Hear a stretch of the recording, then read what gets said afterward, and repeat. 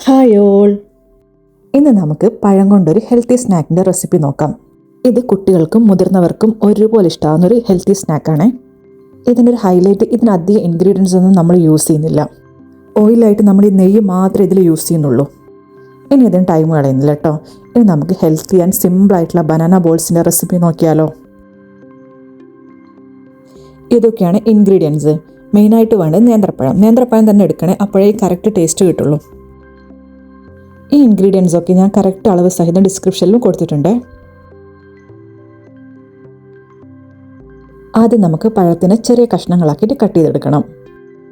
ചെറിയൊരു കഷ്ണങ്ങളാവണമെന്നേ ഉള്ളൂ, അങ്ങനെ ഒരു ഷേപ്പൊന്നും വേണ്ട കേട്ടോ. ഞാൻ ഈ 3 പഴവും കട്ട് ചെയ്തിട്ട് ഇതുപോലെ എടുത്തിട്ടുണ്ട്.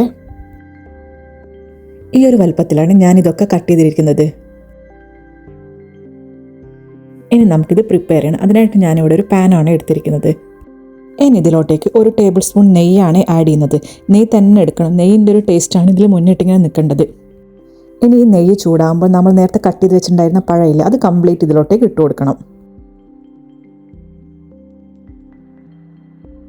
ഇനി ഇത് ഈ നെയ്യിൽ നല്ല പോലെ ഒന്ന് വഴറ്റിയെടുക്കണം.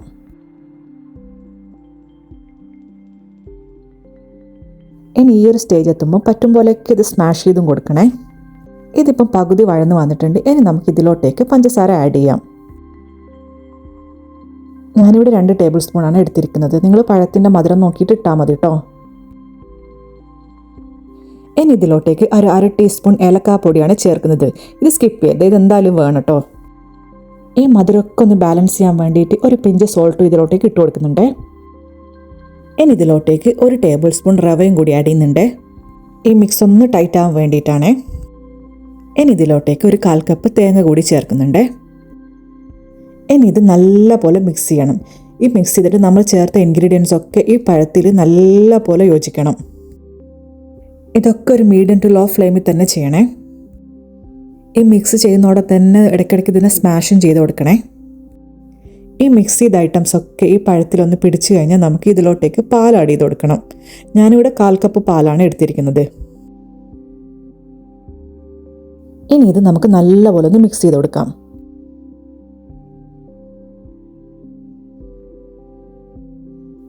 ഇനി നമ്മൾ എന്താ ചെയ്യേണ്ടതെന്ന് വെച്ചാൽ ഇത് കണ്ടിന്യൂസ് ആയിട്ട് ഇളക്കി കൊടുത്തിട്ട് പാല് കംപ്ലീറ്റ് വറ്റിച്ചെടുക്കണം. നമ്മൾ ഈ ഇളക്കുന്നതോടൊപ്പം തന്നെ മാക്സിമം ഈ പഴത്തിനെ സ്മാഷ് ചെയ്യണം. എത്രത്തോളം സ്മാഷ് ചെയ്യാൻ പറ്റും അത്രത്തോളം സ്മാഷും ചെയ്യണം. നമുക്കിതിനൊരു ബോളായിട്ട് ഉരുട്ടിയെടുക്കാനുള്ളതാണ്, അതുകൊണ്ടാണ് ഇങ്ങനെ സ്മാഷ് ചെയ്യണമെന്ന് പറയുന്നത്. ഇത് അധികം ടൈമൊന്നും എടുക്കില്ല, ഒരു 3 to 5 മിനിറ്റ് കൊണ്ട് തന്നെ നമ്മൾ ആ കറക്റ്റ് പാകത്തിൽ കിട്ടും കേട്ടോ. കൈയെടുക്കാതെ തന്നെ ചെയ്യണേ, അതേ ഇതിൽ ശ്രദ്ധിക്കേണ്ട കാര്യമുള്ളൂ. ഇതിപ്പോൾ റെഡി ആയിട്ടുണ്ട്. ഇതുപോലെയാണ് വേണ്ടത്. ഇത് കറക്റ്റ് പാകമായിട്ടുണ്ടോ എന്ന് എങ്ങനെയാണ് മനസ്സിലാവുന്നത് വെച്ചാൽ നമ്മളിപ്പോൾ ഇതുപോലെ ഇളക്കി കൊടുക്കുന്നില്ലേ, അപ്പോൾ ഇത് പാനിലോട്ട് പിടിക്കാതെ ഇങ്ങനെ നിൽക്കണം. അപ്പം നമ്മുടെ ബനാന മിക്സ് ഇവിടെ റെഡി ആയിട്ടുണ്ട്. ഈ മിക്സ് ഞാനൊരു ബൗളിലോട്ടേക്ക് മാറ്റിയിട്ടുണ്ട്. ഇനി ചൂടാറിയാൽ നമുക്കിത് ബോൾ ഷേപ്പിൽ ഉരുട്ടിയെടുക്കണം. ഇനി ഇത് നമുക്ക് ഉരുട്ടിയെടുക്കാം. ഫസ്റ്റ് കയ്യിൽ അല്പം നെയ്യ് തടവണേ, ഇല്ലെങ്കിൽ ഇത് നല്ലപോലെ ഒട്ടിപ്പിടിക്കും, അതുകൊണ്ടാണ്. ഇനി ഒരു കുഞ്ഞു പോർഷൻ എടുക്കുക. ഒരു നാരങ്ങ വലുപ്പത്തിലുള്ള ബോളാണ് ഞാൻ ഉണ്ടാക്കുന്നത്. ഇനി ഇത് കയ്യിൽ വെച്ചിട്ട് ഉരുട്ടിയിട്ട് നല്ല ബോളിൻ്റെ ഷേപ്പാക്കി എടുക്കുക. എന്നിട്ട് അതുപോലെ തന്നെ പുറം ഭാഗമൊക്കെ ഈ ഉരുട്ടൽ നല്ലപോലെ സോഫ്റ്റ് ആക്കണേ. ഇതുപോലെയാണ് വേണ്ടത്. ഇനി ബാക്കി ബോൾസൊക്കെ ഇതുപോലെ തന്നെ ചെയ്തെടുക്കാം നമുക്ക്.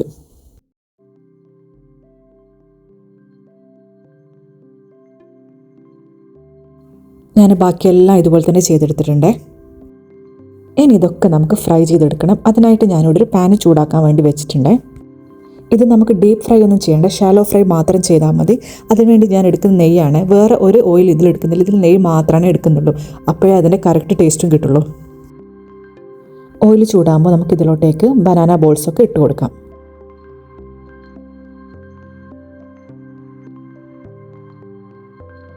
ഇനിയിത് ജസ്റ്റ് ഒന്ന് ഷാലോ ഫ്രൈ ചെയ്താൽ മതി. ഓൾറെഡി ഇതിൽ എല്ലാ ഐറ്റംസും കുക്ക്ഡാണ്. ഒന്ന് ഗോൾഡൻ ബ്രൗൺ കളറാക്കണം, അത്രയേ വേണ്ടൂ.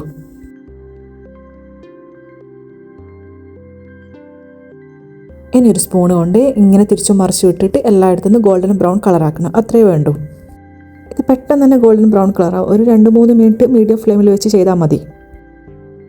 ഇത് സ്പൂൺ കൊണ്ട് ഓരോന്നായിട്ട് തന്നെ ഇങ്ങനെ തിരിച്ചും മറിച്ചിടാൻ ശ്രദ്ധിക്കണേ, കാരണം ഇത് നല്ല സോഫ്റ്റ് ആയതുകൊണ്ട് ഒരുമിച്ച് ചെയ്യുമ്പോൾ പൊട്ടിപ്പോകാൻ ചാൻസ് ഉണ്ട്, അതുകൊണ്ടാണ്.